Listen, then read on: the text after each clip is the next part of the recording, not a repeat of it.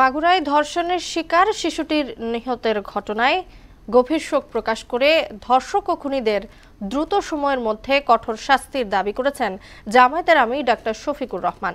জামায়াতের মিরপুর পূর্ব থানার উদ্যোগে আয়োজিত এক ইফতার মাহফিলে তিনি একথা বলেন।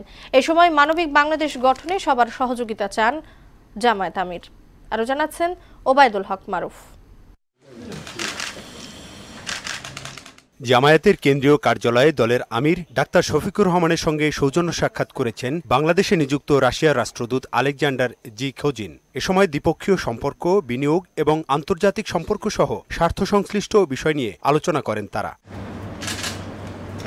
বৈঠক শেষে গণমাধ্যমের মুখোমুখি হন দলের নায়েবে আমির ডক্টর সৈয়দ আব্দুল্লাহ মোহাম্মদ তাহের। তারা বাংলাদেশ জামাত ইসলামীর সাথেও এখন একটা রেগুলার এঙ্গেজমেন্ট থাকতে চাই, এঙ্গেজমেন্ট চায়, এবং আমরাও বলেছি যে হ্যাঁ, আমরা রাশিয়ার সাথে আমাদের এঙ্গেজমেন্ট থাকবে এবং আমাদের এই এঙ্গেজমেন্টটা কন্টিনিউ করবে।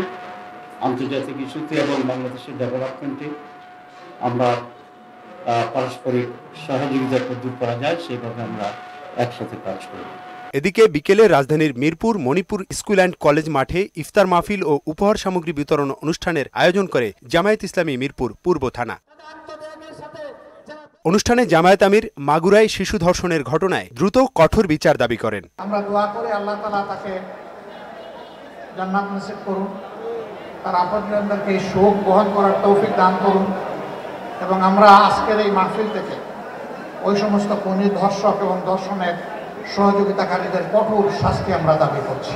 এ সময় সন্ত্রাস এবং চাঁদাবাজ মুক্ত জাকাত ভিত্তিক মানবিক বাংলাদেশ গড়তে দলমত নির্বিশেষে সবার সহযোগিতা চান তিনি। আমরা সন্ত্রাস মুক্ত বাংলাদেশ দেখতে চাই, আমরা চাঁদাবাজ মুক্ত বাংলাদেশ দেখতে চাই, আমরা দুর্নীতিবাজ মুক্ত, দখলদার মুক্ত বাংলাদেশ দেখতে চাই, এবং আমরা সত্যিকার অর্থে কোরআনের আলোকেই সেই বাংলাদেশটা চাই। ওবায়দুল হক মারুফ, মোহনা সংবাদ, ঢাকা।